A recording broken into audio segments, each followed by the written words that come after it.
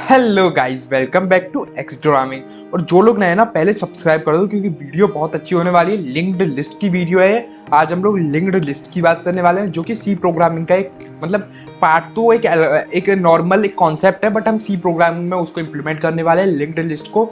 और बहुत अच्छे से समझाऊंगा। लिंक्ड लिस्ट आई नो एक थोड़ा सा कॉम्प्लेक्स टॉपिक पड़ जाता है जब बिगनर्स नए नए समझते हैं इस टॉपिक को।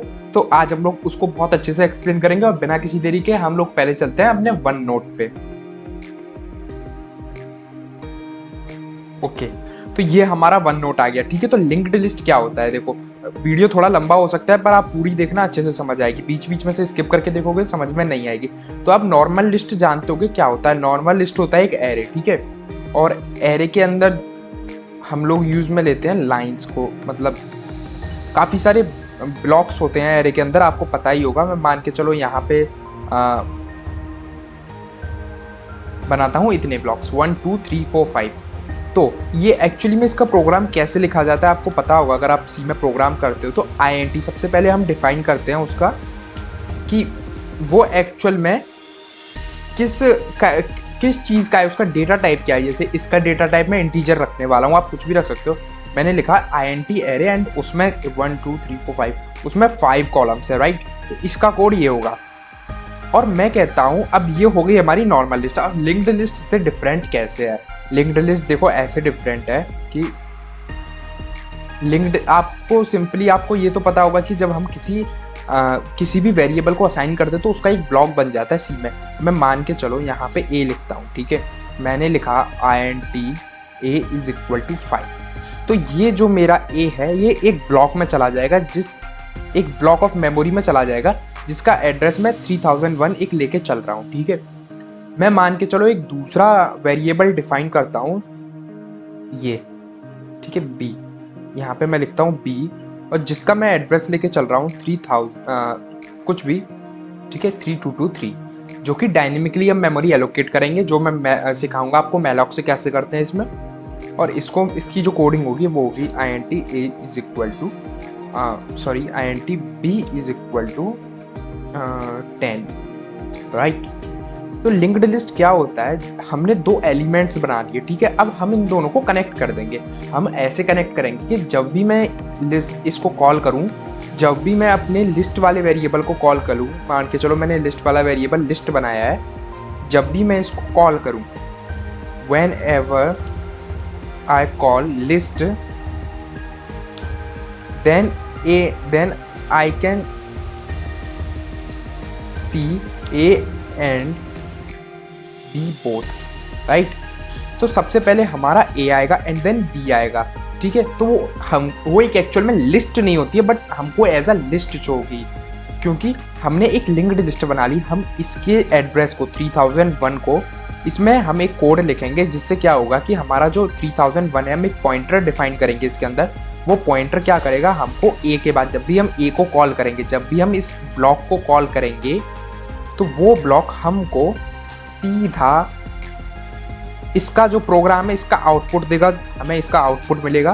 फिर वो क्या करेगा, नेक्स्ट इसमें ले जाएगा हमको। उसके बीच में क्या आता है हमको नहीं पता। हमें किसके अंदर पॉइंटर डिफाइन कर देंगे। जो पॉइंटर सबसे पहले हमारा डेटा रन होगा, जो डेटा होगा हमारा 5, तो हमको आउटपुट आएगा 5। फिर हमारा पॉइंटर, जो भी हम पॉइंटर देते हैं, मान के चलो मैंने P पॉइंटर दिया इसको, तो वो P पॉइंटर क्या करेगा, मुझे सीधा सीधा B पे ले जाएगा। तो एक तरीके की हमारी लिस्ट नहीं होती है, पर हमारी जो ये बिहेव करती है वो लिस्ट की तरह करती है। तो आपको पता है कि अब ये मेरा इंट ब्लॉक है, ठीक है। इसके अंदर मैं पॉइंटर डिफाइन नहीं कर सकता हूँ, मेरे को अपना एक कस्टम ब्लॉक बनाना पड़ेगा। तो कस्टम ब्लॉक मैं कैसे बनाऊंगा, है ना। अब कस्टम ब्लॉक बनाने में जो सबसे ज़्यादा मेन रोल है वो है हमारे स्ट्रक्ट का। आपने स्ट्रक्ट पढ़ा होगा अगर आप सी हैं। स्ट्रक्ट यूज में आता है कस्टम डेटा टाइप्स बनाने के, ठीक है। स्ट्रक्ट जो यूज में आता है वो आता है कस्टम डेटा टाइप बनाने के लिए। मैं लिख देता हूँ स्ट्रक्ट, राइट। तो जो स्ट्रक्ट एंड ब्लॉक, ठीक है। अब मैं स्ट्रक्ट ब्लॉक बना के आपको दिखा देता हूँ स्ट्रक्ट ब्लॉक आखिर में दिखता कैसा है। स्ट्रक्ट ब्लॉक एक लंबा ब्लॉक होता है। ये केवल हम विजुअलाइज कर रहे हैं, ऐसा नहीं है कि आपको अपने CPU के अंदर एक लंबा ब्लॉक देखने को मिलेगा या रैम के अंदर एक लंबा ब्लॉक देखने को मिलेगा। तो स्ट्रक्ट एक लंबा ब्लॉक होता है जिसको हम विजुअलाइज करते हैं ऐसे। और इसके अंदर मान के चलो मैं एक इसको मैं 2 पार्ट में डिवाइड कर रहा हूँ, आप कितने भी पार्ट में डिवाइड कर सकते हो। मैं एक डेटा टाइप बना रहा हूँ जिसका नाम है स्ट्रक्ट ब्लॉक। मैंने ये डेटा टाइप बनाया, जैसे इंट डेटा टाइप होता है ना, ऐसे ही मैंने बनाया स्ट्रक्ट ब्लॉक नाम का एक डेटा टाइप। ठीक है, मैंने कहा इसका नाम मैं स्ट्रक्ट ब्लॉक रखूँगा और मैं उस स्ट्रक्ट ब्लॉक डेटा टाइप को दो आइटम्स दूंगा। ठीक है, एक मेरा आइटम्स होगा डेटा और एक मेरा आइटम होगा टाइप हो जा, हाँ, पॉइंटर। ठीक है, मैं 2 आइटम दूंगा इसको, एक मेरा डेटा होगा, एक मेरा पॉइंटर होगा। और जो पॉइंटर क्या करेगा, मेरा ये जो पॉइंटर है ये मेरे को सेम ऐसे ही स्ट्रक्चर्ड डेटा टाइप को, अगर मैंने एक बार डेटा टाइप डिफाइन कर दिया तो मैं इसको कितनी भी बार यूज कर सकता हूँ। तो मैं एक और कर देता हूँ और यहाँ डेटा और यहाँ pointer, right, is equal to null. मैं यहाँ पे नल कर रहा हूँ, जहाँ पे मैं अपना पॉइंटर नल कर दूंगा मतलब वहाँ मैं अपनी लिंक्ड लिस्ट को खत्म कर रहा हूँ, राइट, क्योंकि ये पॉइंटर मुझे कहीं लेके नहीं जाएगा, ये नल वाला पॉइंटर मुझे कहीं लेके नहीं जाएगा। और ये मुझे लेके नहीं जाएगा, इसका मतलब क्या है, इसका मतलब ये पॉइंटर मतलब इसका मतलब यहाँ पे मेरी लिस्ट खत्म हो जाएगी। ठीक है, अब मैं आपको एक चीज बताता हूँ, जैसे ये मेरे को यहाँ ये जो पॉइंटर है इसकी वैल्यू क्या होगी, ये पूरा ब्लॉक इस पॉइंटर की वैल्यू होगी। और अगर मैं यहाँ पे नल नहीं देता तो एक और ऐसे बनता ब्लॉक, एक और ब्लॉक ऐसे बनता और ये वाला पॉइंटर मुझको इस ब्लॉक पे लेके जाता। तो ऐसे हमारी एक लिस्ट बन जाती जो हमारी जब तक जाती जब तक हमारा मन है हम कितनी लंबी बनाना चाहते हैं। ठीक है, अब आपको लिस्ट में एक बात पता होगी, अगर इसका मेमोरी 3001 है तो इसका 3002 होता है। ठीक है, ये स्टैटिक टाइप मेमोरीज हैं, ये ऐसे 3003 होगा, पर इसके अंदर ऐसा नहीं होगा। इसके अंदर हो सकता है इसका 4000 हो, इसका हो 6000, इसका हो 5501, कुछ भी हो सकता है। ज़रूरी नहीं है कि आप एक मेमोरी जो भी है आप बना के रखोगे, पहले से ही आप डिसाइड करोगे। ठीक है, डायनेमिकली टाइप्ड होंगी ये जो भी होंगी। तो हम अपना एक स्ट्रक्ट बना के देख लेते हैं। ठीक है, एक स्ट्रक्ट हम बना के देख लेते हैं। तो चलते हैं हम इस पे, मैं इस वेबसाइट पे कोड करूँगा क्योंकि मेरे लैपटॉप में अभी कंपाइलर डाउनलोडेड नहीं है। आप भी जा सकते हो, लिंक आपको डिस्क्रिप्शन में मिल जाएगा। वैसे इसका लिंक है onlinegdb.com, आप यहाँ पे कुछ भी प्रोग्राम कर सकते हो। मैं यहाँ पे लैंग्वेज सेलेक्ट कर लेता हूँ C। ठीक है, अब मेरे को स्ट्रक्ट बनाना है। ठीक है, मैं स्ट्रक्ट बनाऊँगा कैसे, स्ट्रक्ट बनाऊँगा मैं यहाँ पे, मैं लिखूँगा स्ट्रक्ट। ठीक है, स्पेलिंग बहुत गलती हो रही है मेरे से, स्ट्रक्ट। ठीक है, मैंने यहाँ पे लिख दिया स्ट्रक्ट। अब स्ट्रक्ट के अंदर हमको बहुत सारी चीज़ें देनी पड़ती हैं। सबसे पहले नाम मैं दे रहा हूँ नोड। अब आप ये मत समझना कि जो मैंने नया डेटा टाइप बनाया उसका नाम नोड होगा, उसका नाम नोड नहीं होगा, उसका नाम होगा स्ट्रक्ट नोड।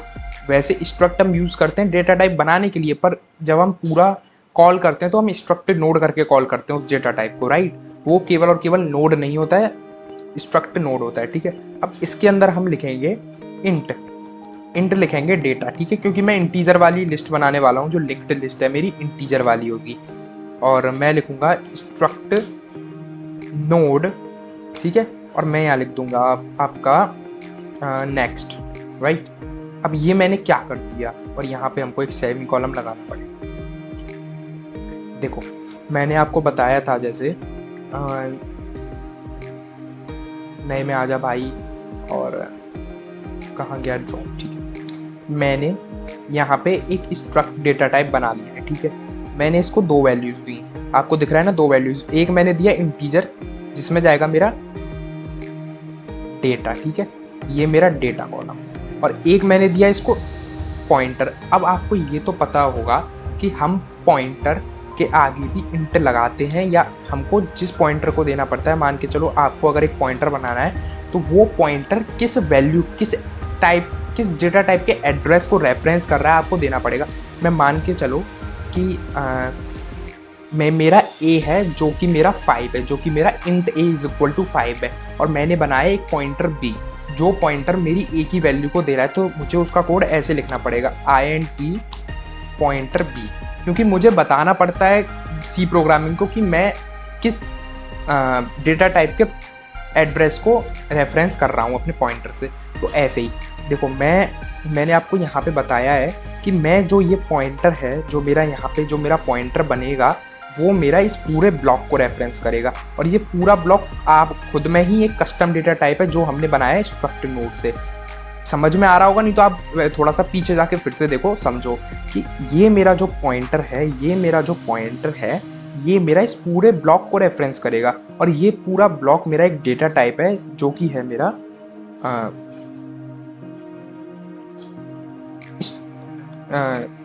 Struct node. ये मेरा स्ट्रक्ट नोड डेटा टाइप है, राइट। तो मैंने कहा स्ट्रक्ट नोड डेटा टाइप का एक पॉइंटर बन जाए जिसका नाम हो नेक्स्ट।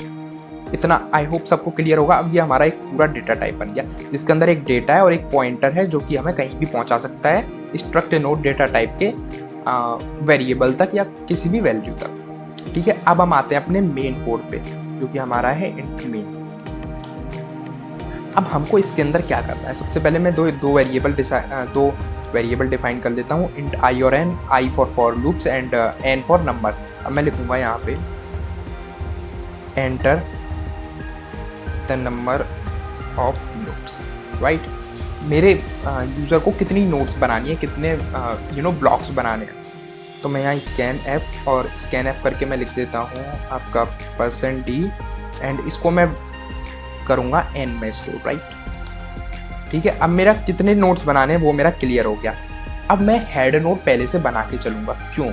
क्योंकि हमको आप हेड नोड को नल भी कर सकते हो, हमको एक नोड पहले बनाना पड़ता है, राइट। इसकी प्रोग्रामिंग ऐसी ही होती है, जब हम आगे करेंगे तो आप समझ जाएंगे।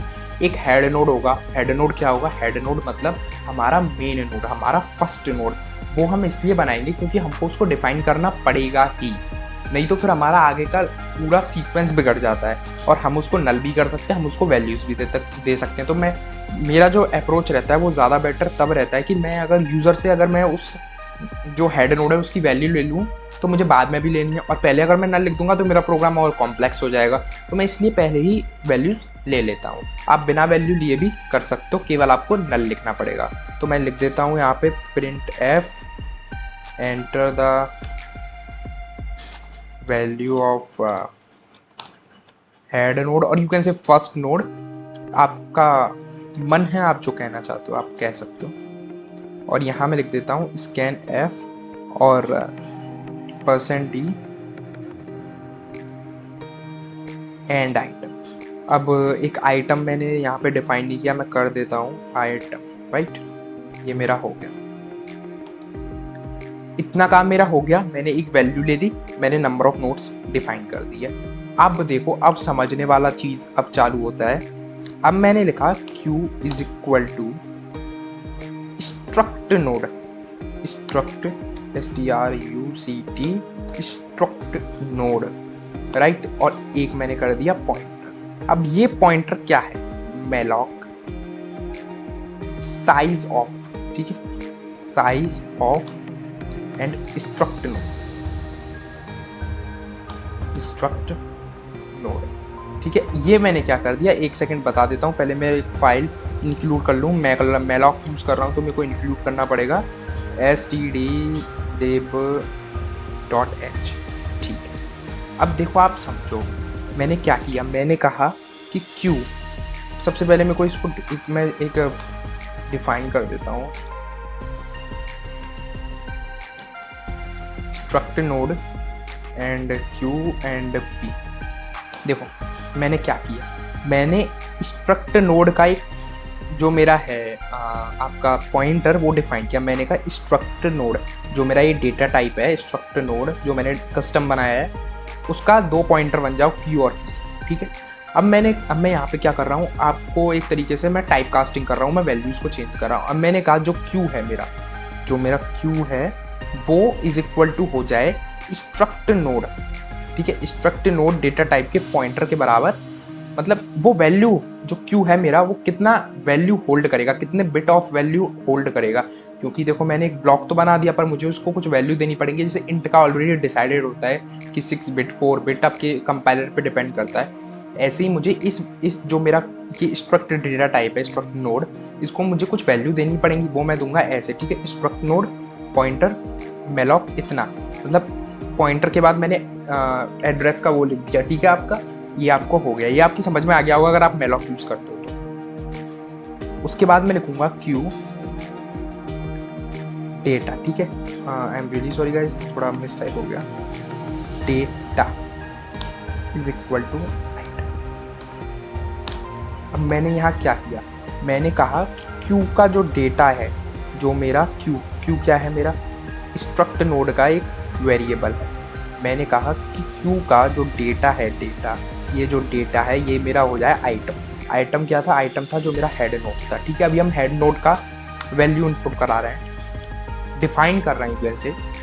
और क्यू में जो नेक्स्ट है, जो मुझे नेक्स्ट पॉइंटर है, मतलब जो मुझे अगले नोड तक पहुंचाने का एड्रेस देगा, वो मैं नल कर रहा हूँ। सीधी सी बात है, मैं नल कर रहा हूँ, ठीक है, क्योंकि मैं उसको बाद में डिफाइन करूँगा। अब मैं लिखूंगा head is equal to Q. Head मेरे को डिफाइन करना पड़ेगा, मैंने डिफाइन नहीं किया है। तो यहाँ पे मैंने क्या कर दिया, मैं अभी 2 लाइन और लिखूंगा, फिर मैं आपको समझाऊंगा।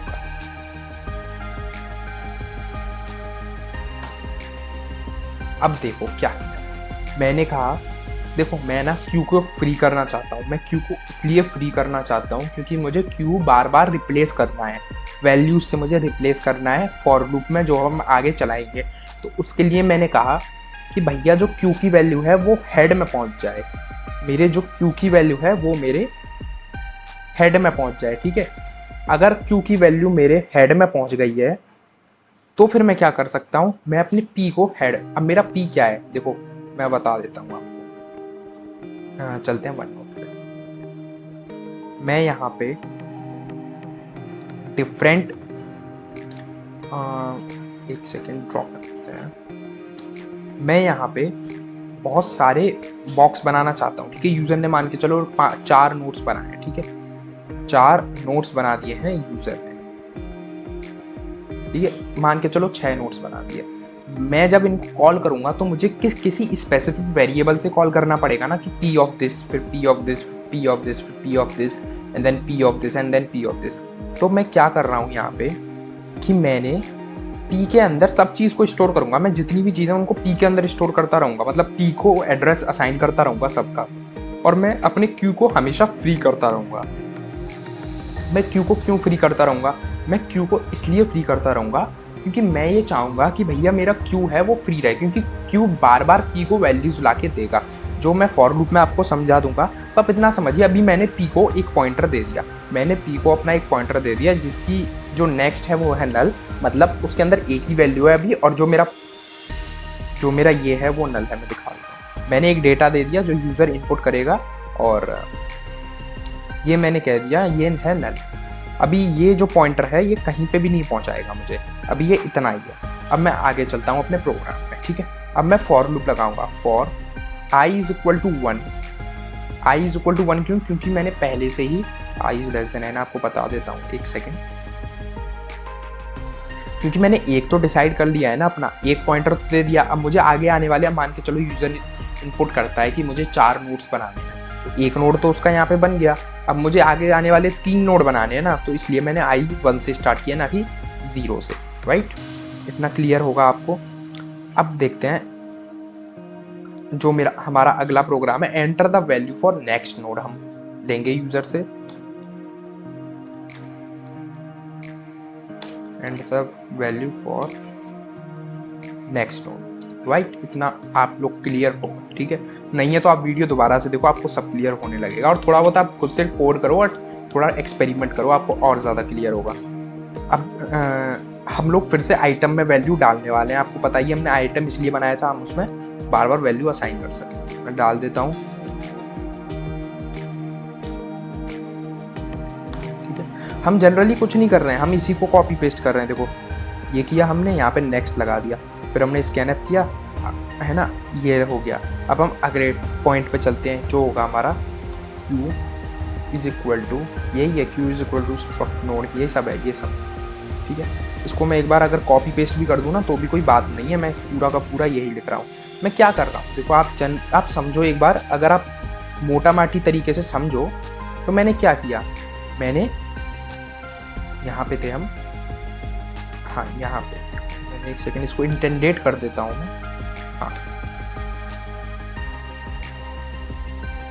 तो देखो मैंने क्या किया, मैंने यहाँ पे क्यू क्यू के मैंने यहाँ पे एक क्यू डिफाइन किया कि क्यू मेरा इस स्ट्रक्ट नोड टाइप का एक वेरिएबल है, जो मेरी जितना स्ट्रक्ट नोड का साइज है उतनी बिट्स या बाइट्स आपकी हैंडल करता है। ठीक है, मैंने कहा क्यू को मैंने डेटा आइटम दे दिया। अब मैंने यहाँ पे जैसे मैंने क्यू को वैल्यू असाइन किया है, क्यू डेटा इतना हो गया, क्यू नेक्स्ट इतना हो गया, मेरा यहाँ पे क्यू मैंने फ्री कर दिया। अब मैं क्यू को यहाँ पे यूज़ कर रहा हूँ। मैंने कहा भैया क्यू डेटा तो मेरा आइटम हो गया जो मैंने फिर से दूसरे नोड के लिए लिया है, और जो क्यू नेक्स्ट है वो हम यहाँ पे नल कर देते हैं। ठीक है, अब नल कर दिया। अब आप बोलोगे कि ऐसा क्यों किया, क्योंकि हम क्यू नेक्स्ट को इसलिए नल कर रहे हैं क्योंकि जो हमारा मेन, मैं बताऊँ आपको, क्यू तो हमारा ये है, क्यू हमारा ये है और पी हमारा ये है। समझो आप बात को, हमको पी को वैल्यू देनी है, हमको जो इस पॉइंटर की वैल्यू है वो पी को देनी है। मतलब पी डिसाइड करेगा कि मुझे यहाँ जाना है, फिर मुझे यहाँ जाना है, फिर मुझे यहाँ जाना है। और हमारा क्यू डिसाइड नहीं करेगा कि कहाँ जाना है हमको, क्योंकि क्यू की वैल्यू तो बार बार चेंज होगी। ठीक है, तो इसलिए हमने यहाँ पे हर एक में हम नल दे रहे हैं। ठीक है, पी को हम देंगे कि पी बताएगा कि हमें इसके बाद कहाँ जाना है। अब ऐसा क्यों? ऐसा इसलिए कि मान के चलो मैं बोलता हूँ ये मेरी फर्स्ट नोड है। ठीक है, इसकी वैल्यू है 2, इसकी वैल्यू है 3, इसकी वैल्यू है 4, इसकी वैल्यू है 5, इसकी वैल्यू है 6। मैं कहता हूँ मुझे 10 बीच में इंसर्ट करना है। ठीक है, अगर मैं पी से हैंडल करवाता हूँ ये सब चीज़ें तो मैं डायरेक्टली 10 इंसर्ट कर दूंगा। कैसे? मैंने एक 10 का नोड बनाऊंगा और मैं कहूँगा कि जो ये वाला वेरिएबल है ये मुझे, मतलब जो ये वाला पॉइंटर है वो मुझे यहाँ पहुँचाएगा और ये वाला पॉइंटर मुझे यहाँ पहुँचाएगा। 3 पे मैंने 10 बीच में इंसर्ट कर दिया। पर वहीं अगर मैं क्यू को दूंगा तो मैं ऐसा नहीं कर सकता हूँ, इसलिए मैं एक वेरिएबल से हैंडल करवा रहा हूँ जो कि मेरा है। अभी आई थिंक आपको क्लियर हो गया। ठीक है, और हम आगे कोड करते हैं तो आपको और क्लियर होगा। इतना मेरा हो गया, मैंने क्यू को नल दे दिया, ये मेरा एक डिसाइड हो गया। अब मैं कह रहा हूँ पी जो नेक्स्ट है, ठीक है, P next is equal to Q और P is equal to P next. ठीक है, लिंकिंग स्टेटमेंट फॉर नोड्स। ये क्या है? Linking statement for nodes. लिख देता हूँ, लिंकिंग स्टेटमेंट फॉर नोड्स। और ये क्या है मेरा? ये है मेरा assigning the value of P to current node. assigning the value of p to current node। अब देखो आप समझो इसको अच्छे से। मैंने क्या कहा? मैंने कहा जो मेरा p next है, p next क्या है? p next मेरा, देखो p next ही क्या है मैं बता देता हूँ आपको।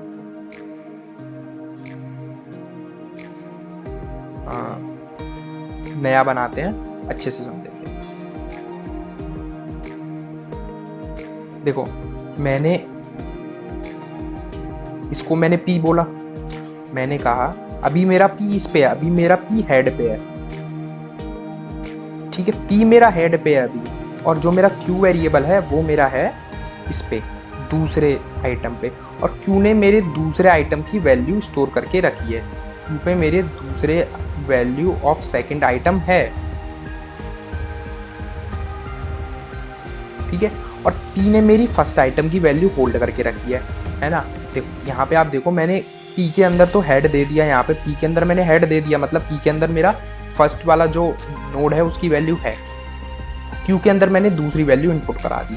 अब मुझे P को दूसरी वैल्यू देनी है, तो उसके लिए जो मैंने यहाँ पे नेक्स्ट नल छोड़ा था उसके लिए मुझे दूसरी से लिंक करानी पड़ेगी। ठीक है, अब मैं P को दूसरे अपने से लिंक कराता हूँ। वो मैं कैसे कराऊंगा? P next. ठीक है, जो मेरा P नेक्स्ट है, मतलब मेरा जो ये है, ये मैंने नेक्स्ट दिया है ना इस पॉइंटर का नाम नेक्स्ट, जो मेरा ये पॉइंटर है नेक्स्ट, ये मुझे Q पे पहुंचा दे। जो मेरा Q क्या है? Q value of second item. यहाँ पे आप पढ़ सकते हो, ये मेरा Q है वैल्यू, ये मुझे यहाँ पहुंचा दे। ठीक है, ये मुझे यहाँ पहुंचा दे, ये कर दिया। अब मैंने कहा भाई मेरा P is equal to P next हो जाए। अब मैंने कहा क्या? अब मेरा P, ये मेरा वैल्यू कंफर्म हो गया, इसमें मैंने हेड दे दिया, मैंने इसमें डेटा दे दिया, मैंने इसमें पॉइंटर दे दिया। अब मैं कह रहा हूँ भाई P तू अब दूसरे पे, हमारी दूसरी नोड पे काम कर, और Q को बोलूँगा मैं तू हमारी थर्ड नोड पे काम कर। ठीक है, जो कि हमारा क्यू तो ऑटोमेटिकली करेगा क्योंकि यहाँ से ये लूप बार चलेगा, दोबारा चलेगा और क्यू हमारा थर्ड नोड पे काम करने लग जाएगा। और जो पी है वो हमारा सेकंड नोड के इक्वल टू हो गया है, जिसमें लिख दिया मैंने P is equal to P next. समझ में आया आपके? ठीक है, P is equal to P next. ठीक है, assigning the value of P to current node. अब मेरा जो करंट नोड है वो है मेरा सेकंड, जो मैंने कर दिया, इसको वैल्यू असाइन कर दी। ठीक है, इतना प्रोग्राम आप लोगों की समझ में आ गया होगा आई होप। अब मैं करता हूँ p is equal to head, p is equal to head, और मैं कह रहा हूँ while p is not equal to, ठीक है, p is not equal to null. While p is not equal to null क्यों? क्योंकि देखो मैं बताऊँ आपको, पहले प्रोग्राम लिखते हैं फिर समझेंगे।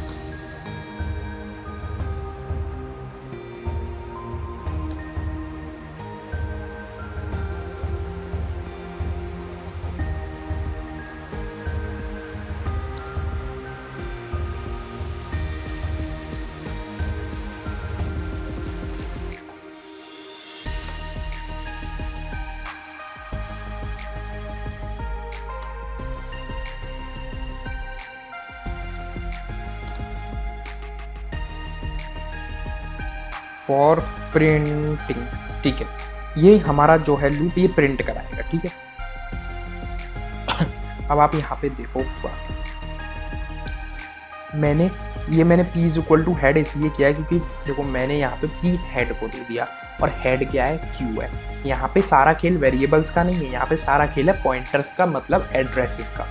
देखो एक बार प्रोग्राम को ब्रीफली देखते हैं हम। देखो q जो है उसकी वैल्यू हेड ले रहा है। ठीक है, हेड हमारी q की वैल्यू ले रहा है, और जो हेड की वैल्यू है वो ले रहा है हमारा p।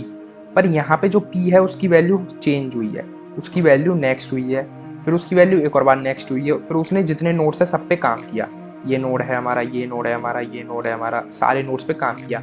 और जब वो फाइनल में आएगा, जब वो हमारा फाइनल में आएगा, जब वो हमारा इन द एंड आएगा, जैसे मान के चलो यहाँ तक, कहाँ तक 6 7, हाँ देखो p ने हमारा इस नोड पे काम किया, फिर हमारा p इस नोड पे पहुंचा, फिर हमारा p इस नोड पे पहुंचा, इस पे पहुंचा, इस पे पहुंचा, और हमारा p एट द एंड इस नोड पे पहुंचा। अब जो हमारी p की वैल्यू है वो क्या है?